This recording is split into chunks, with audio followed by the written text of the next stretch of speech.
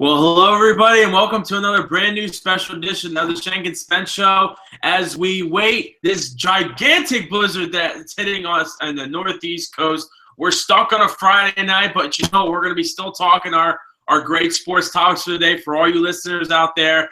And we're going to keep it warm and very fuzzy, and we're going to keep rolling with the great NFL weekend that we have so far. And the NFL championship weekend's upon us. We got some two great matchups this week. New England versus Denver. I want to jump right into it. We're going to be debating who's going to win these games, and we're going to start right off. I think New England and Denver. What a story! Excuse me. What a storybook detail this game is going to be. Tom Brady, Peyton Manning, the 17th time these guys are meeting. Two Hall of Fame caliber quarterbacks going at it against these two great defenses that this NFL has to offer. What a great game this is going to be this week. Be able to watch Peyton Manning improvise and be able to bring up Demaryius Thomas into the mix. Great story last week with Demaryius Thomas's mom being able to get that game ball first time. Absolutely great to see. And what's your that was my first initial reaction to the game. What's your first initial reaction, Spence? Your first initial reaction is you're glad that Demaryius's mom got out of prison, but I definitely am happy that she got out, and that was pretty cool of Denver to reward her, right? Wasn't that, Shenko? Absolutely, it was a really heartwarming experience for Demaryius, for his mom to be able to watch him for the first time in his NFL career is very touching, and it's a really pivotal playoff game last week for them. And I want to talk about Tom Brady and Peyton Manning. I think that when you look at their careers early on, Tom Brady was kind of a game manager in the sense that he wasn't just taking all these shots down the field. It wasn't like he was carrying the offense. He was relying on Corey Dillon. He was relying on his tight ends. And that defense, Bruschi, Vince Wilfork, Willie McGinnis, Rodney Harrison, Ty Law, that was a special defense. And when Brady defeated the Rams, I knew he drove down for a game-winning field goal of Vinatieri, but that was a 20-17 football game when New England's defense shut down the greatest show on turf, Kurt Warner. And then you look at the Carolina Panther game. I know Brady played very well in that one. And then in the Eagles Super Bowl, he also was playing pretty well. But you got to give credit to his defense for a lot of the early year success of Bill Belichick. And then, just getting to 5 Super Bowls is something that's so rare in our time. And he shouldn't be held accountable. He's actually gotten the 6. He shouldn't be held accountable for losing in Super Bowls. I'm tired, Shenko, of people saying that Tom Brady chokes in the Super Bowls. They hold it against them. They'd rather see Tom Brady go 4-0 in Super Bowls than 4-2. And that's completely wrong because getting the 6 Super Bowls is a lot harder than getting the 4. But about this football game on Sunday, and I definitely want to hear your thoughts on Brady and Manning because I think Brady has surpassed Peyton Manning. But this game's a lot more about Denver's defense than it is about Peyton Manning. And I know Peyton Manning has a weak arm, but Denver can run the ball with C.J. Anderson and Ronnie Hillman. Denver can throw it a little bit. I mean, Demaryius Thomas, as we've mentioned beforehand. Denver also has guys that can make. Emmanuel Sanders has just been such an improvement from his time in Pittsburgh. He makes some incredible plays.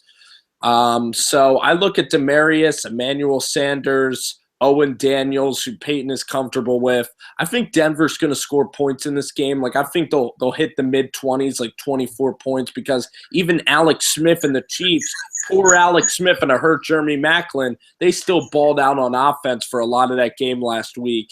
And then I look at Denver's defense, and they are a tremendous unit. I mean, I watched Denver's defense shut down A.J. McCarron in the second week of this, in the second to last game of the regular season. Denver's defense, they put teams on ice. They put teams to bed. DeMarcus Ware, Aqib Talib, they have veterans all over the field. Wade Phillips has done an incredible job.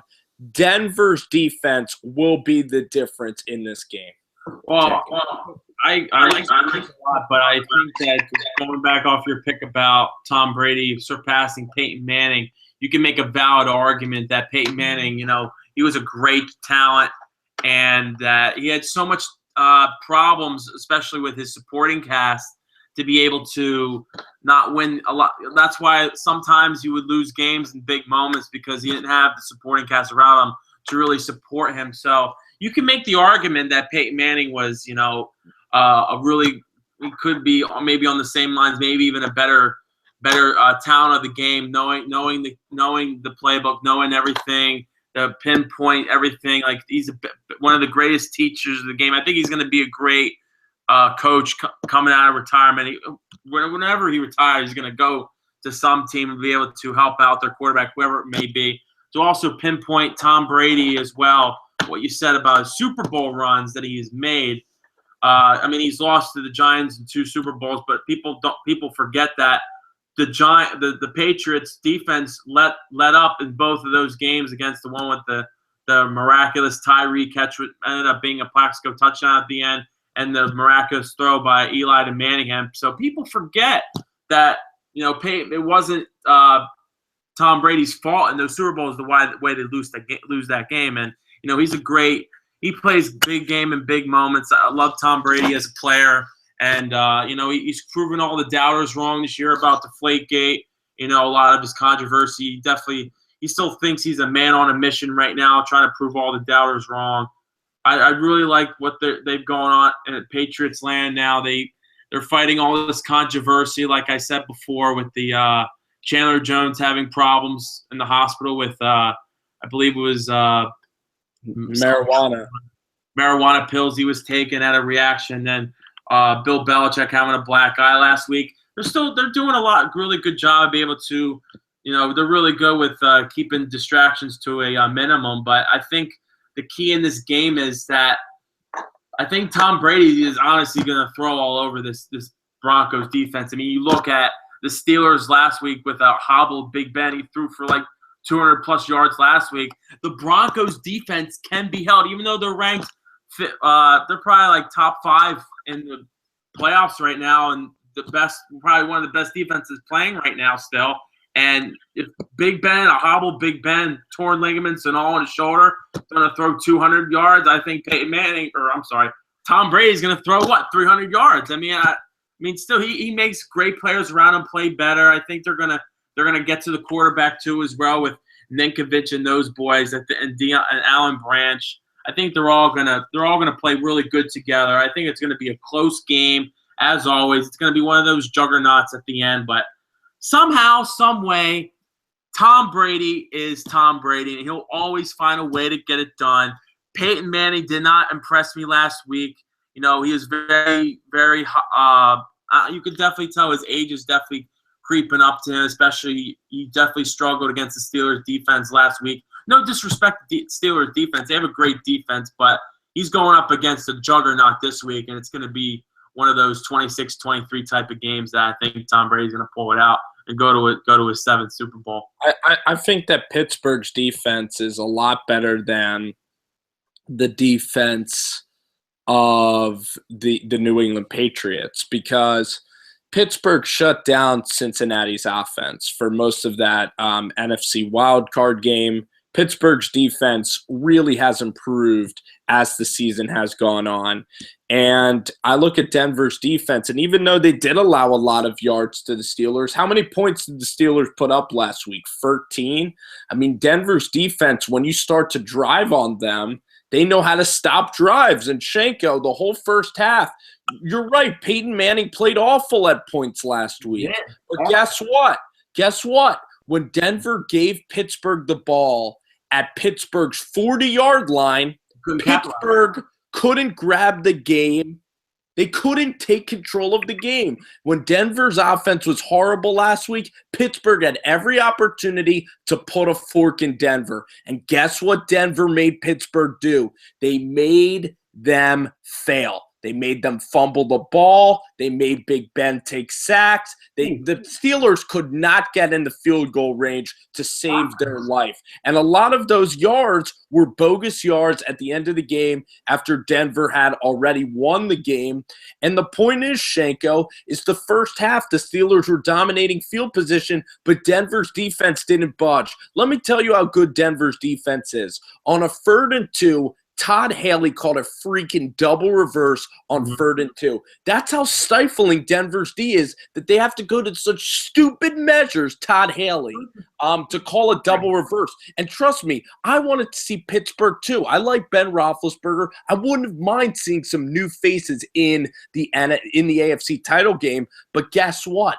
The Steelers could not stick a fork in Denver's defense. And I'm just enamored with Denver's D. And I think that the Denver Broncos are going to shut down Tom Brady. I think the Chiefs are overrated, and that's why Brady lit them up last week. I think the Broncos are overrated in the most respected opinion that I have, because looking at them last week, the Steelers, who's that running back for the Steelers? He fumbled with Toussaint. Fitz Toussaint. Fumbled with like 9 minutes to go of the game, changed the whole complexion of the game. Peyton Manning could do absolutely nothing on the offensive side of the balls. It was a defensive game. It was an under game. And all of a sudden, he did enough, Shenko. Fired in a ball last week, and all of a sudden Peyton Manning plays well. And you can't play against the Tom Brady and Belichick like that, because if you do, you're not going to win that game at all. I don't think New England's putting up a big number.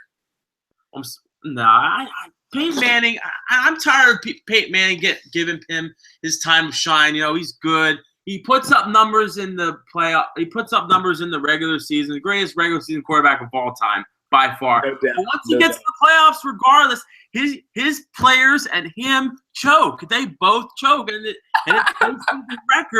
his postseason record is a testament to that. What, he's like 9-12 in the postseason? I don't think he's that bad. You just said a lot of it was not his fault in the beginning of the seg. Yeah, I know, but you gotta be able to focus. You gotta your players. You gotta get your players ready. Peyton, man, I understand. You know, Peyton probably couldn't have had the momentum from his players and all, but that's just the way it is in the NFL society. You're always judged by how you play, regardless if you get help or not. But oh well. It is. So I think that Peyton Manning just has to do enough. And if Brady has success against Denver, I'm completely in agreement. I don't think Peyton Manning – that's not even my argument. I don't think Peyton Manning's that good at all. Anybody who's watching him play knows that he looks like a 47-year-old trying to throw the ball. And the thing about Peyton is his IQ is so elite that he's able to – his IQ is so elite, he's able to get defenses. He's able to put his offense in the right spot so that he just has to make one read. I think Denver wins this game 26-16. I don't think the Pats score over 16 points. Everybody's picking Denver. Everybody's picking New England. What's your score? And then we can move on to Charlotte and the Panthers Cards. Yeah, I gave my prediction. I think Peyton Manning will falter as he always does in the postseason. I'd be shocked if he wins this game this week. I love Tom Brady, the way he's on a mission right now. His touchdown to interception ratio is probably one of the best in the league at this time. You definitely want Tom Brady at the helm, making the great plays. I mean, Peyton Manning has struggled at times, even in the playoffs. He threw that big interception in the Super Bowl against the Saints, where he threw it to what's his name? Porter. He threw it to Porter, and then that was a big blown opportunity for him. And he laid an egg against Super Bowl 48 against Russell Wilson and the Seahawks, the Legion of Boom. But I'm wanting somebody right now. Tom Brady is 11-6 against Peyton. I'm going with the hot guy right now, Tom Brady. Right. I'm going with him 27-24. Great game to watch. I'm looking forward to that. You're close on Denver. Carolina Panthers, and wow, this is another interesting game because it easily could have been Green Bay going to Carolina, and now we're talking about a Carson Palmer, who finally got his first postseason win under his belt. He's finally, getting his rhythm under the offense with Bruce Arians. He's doing a good job keeping his guys in check. Obviously, it really helps when you have one of the best wide receivers in the game, Larry Fitzgerald, and then Michael Floyd to be able to help you out in the wide receiver position. And you need to have success in this league with wide receivers, and you need to have a quarterback, obviously, as we've talked about. But I think the key in this game is can Cam Newton? What's the headline? The headline is for me, Spence, is can Cam shine in the biggest game of his life besides the national title game in 2011 when he played Auburn, or when he was with Auburn, and I'm sorry, 2010. Excuse me. I'm looking forward to what Cam has on the table, and there's a lot of controversy surrounding Cam this year. Him trying to be the I guy and the me guy, celebrating and stuff. Well, I have a message for all those naysayers out there. Hey, if you don't like it, then try to stop me. That's the basic. That's basically how I'm going about it with Carolina. The way he's been playing, he's got a great ego. He's playing lights out football. They absolutely destroyed the Legion of Boom last week. Probably one of the best, hottest teams in this league right now. And it was a beatdown in the first half. I didn't even watch the second half because it was just a boring game, one-sided affair. And I don't know if Arizona can keep up with Carolina and their high-powered offense and be able to stop guys like Greg Olsen and a speedy Ted Ginn Jr. and be able to keep up with these high-powered guys to be able to stop them in this big matchup. Especially Carson Palmer doesn't know what it's like to go on the road. He played against a middle-of-the-pack Green Bay defense last week. Did not play very well. He had a poor couple throws. Ended up being interceptions. You can't make those plays in that situation. I don't know if Bruce Arians is fit for this spot yet. I know he needs a little bit more playoff experience to be able to help him out, because last week he had some pretty bad play calls. He could have easily ran the clock out, but he throws it up to Fitzgerald and then gives Green Bay the ball back with 1:20 instead of under a minute last week. So he needs to improve on his play calling skills. It's going to come down once again to who can really just be able to open up the field for Cam, and who's going to be able to stop these guys. And I don't see anybody really on Arizona's defense. I mean, Aaron Rodgers, I think he did a really good job last week, even Arizona has a great defense, but I think it's going to be a low-scoring affair this game. It might be one of those 19, 18 games possibly. Carolina is going to pull out maybe on a last-second field goal, but as always, it's going to be one of my favorite. It's probably my favorite matchup this week so far. Both teams have not really met each other recently, so we've been talking about this all year long. And I think for some reason, Cam Newton, it's his time to shine. His year, 15-1, rocking and roll. I'm going with Carolina, 19-18. 19-18. That's like a Chris Sherman score. Exactly. I was just thinking the same thing. That's the weirdest score. I don't even know if it's possible. So you're going to get to 17 and then a safety. Yeah, exactly. Yep. That's going to have to happen to get to 19 and then to get to 18. Yeah, exactly. Yeah, I don't know. It's going to be one of those field goal games, I guess, for Carson. Point conversions. You're right. 6 field goal type of affairs. But if you're fixated on that, who knows where you picked that number out. I mean, maybe you just woke up and, for some reason you were looking at a magic 8-ball or something. Exactly. To pick that score. But, you mentioned a couple of things there in your prediction that I wanted to harp on, and you mentioned that you didn't even watch the second half. Well, let me tell you what happened in the second half is that your team, the Carolina Panthers, got shellacked in the second half and had to hang on for dear life.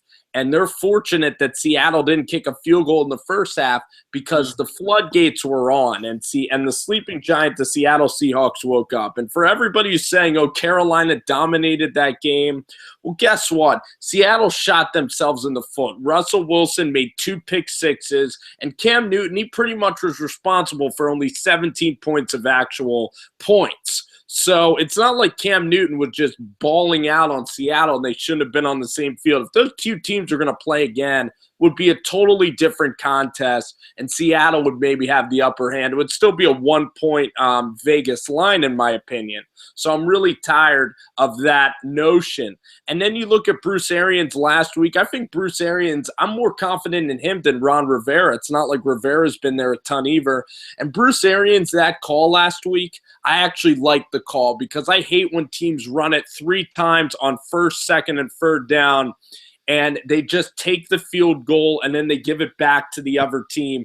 I can't stand that. I like playing for the win all the time. I like playing balls out, balls to the wall, and trying to throw for the first down. I respected the call because Bruce Arians knew he had a good matchup, and if it was a touchdown, I think that we would be really echoing a different tone.